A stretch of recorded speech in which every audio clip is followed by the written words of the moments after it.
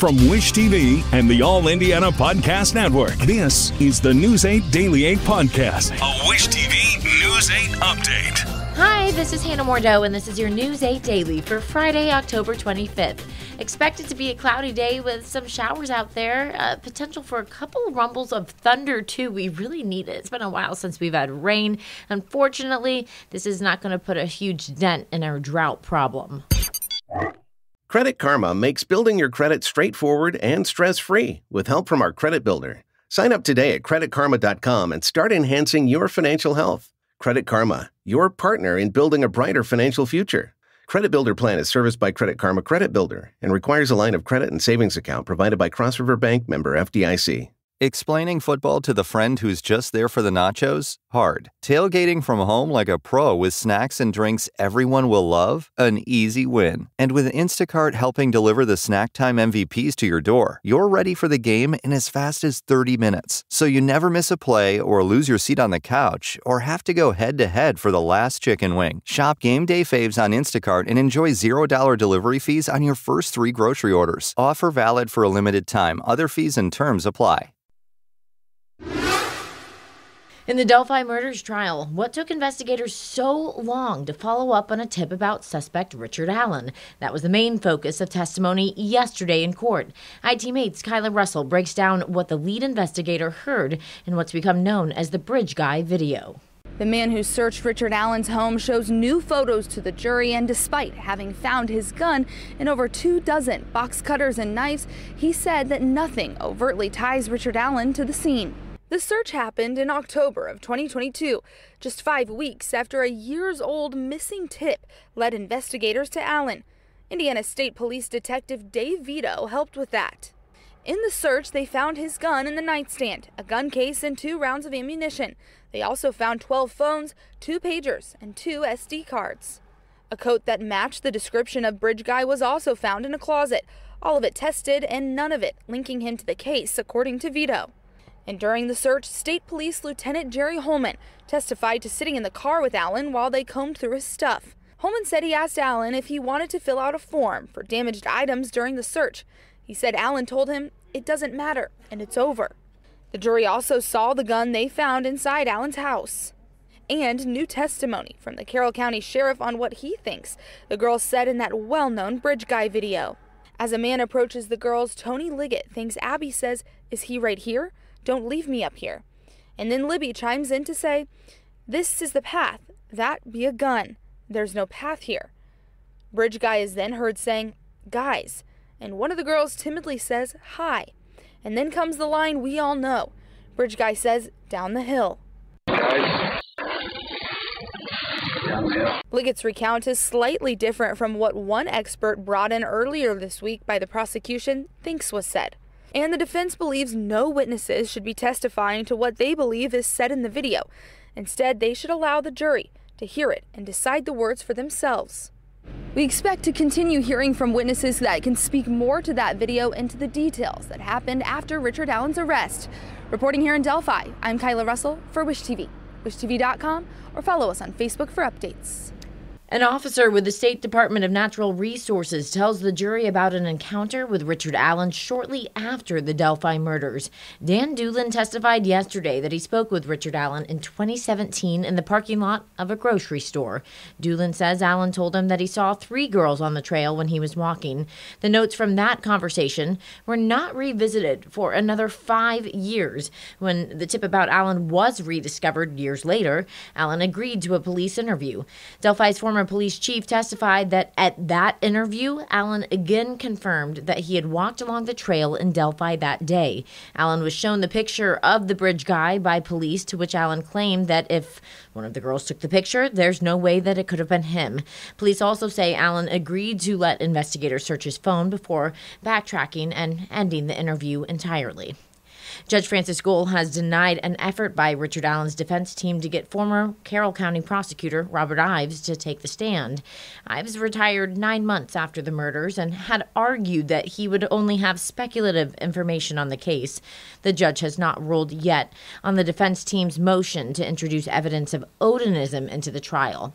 The judge had previously, though, barred the defense from doing so. You can keep up with key moments from the Delphi Murders trial on wishtv.com.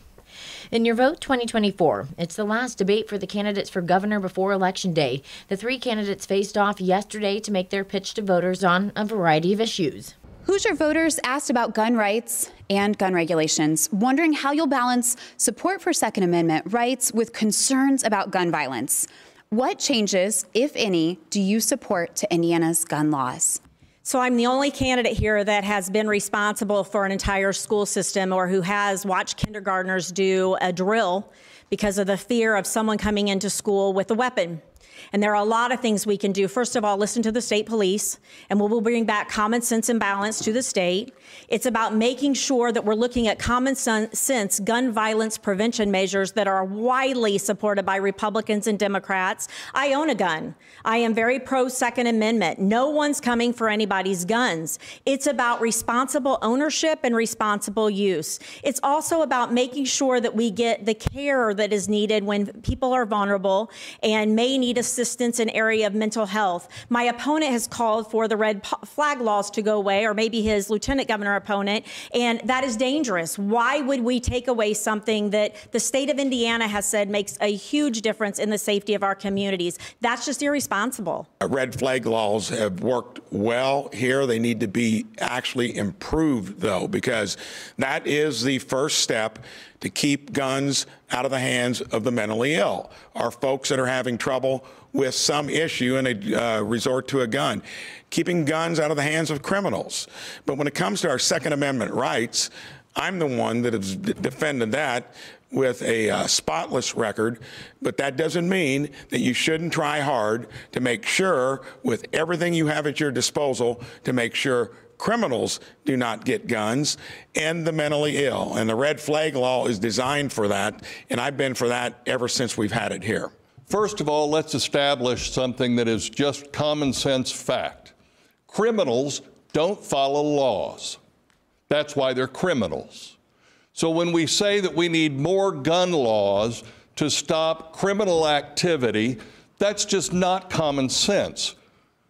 If we want to make sure that our children are safe at school, we need to make sure that our schools are as secure as 200 West Washington Street, the State House down here in Indianapolis.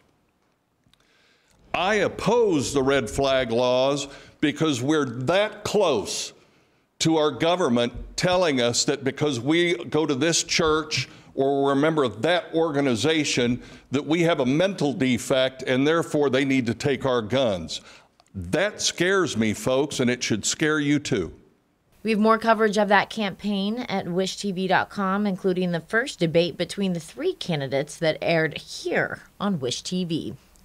An unusual question is on the ballot this year. It asks voters if they want to remove the superintendent of public instruction from the state's line of succession. The superintendent's position is the seventh and final person in line of succession to take the governor's office should the elected governor die in office, but the superintendent of public instruction no longer exists. The position was replaced in 2021 by the Secretary of Education appointed by the governor. The governor now appoints the superintendent or the Secretary of Education. That person could be one that's not even known to the public, never held office, never run for office. And under the current law, under a remote circumstance, they could end up as our governor. That's just wrong. The measure is the only statewide ballot question this election. In Pacers Watch, the team is showing off the court design that will be used for the NBA Cup games. This is the second year the league is doing the in-season tournament. Pacers were runner-up in the tournament last year. Court features the iconic boom baby phrase used by the late coach and broadcaster Slick Leonard. Pacers will first use this court on November 15th when they take on the Miami Heat. Tough break for new Pacer James Wiseman. The team says that they are looking at treatment options after he tore his left Achilles 5 minutes into the Pacers' regular season debut against the Pistons on Wednesday.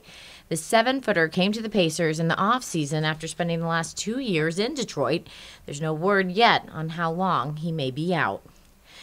In Colts watch, star running back Jonathan Taylor is close to returning to the field. Taylor was in full participation practice yesterday. He has missed the last 2 games after hurting his ankle against the Steelers.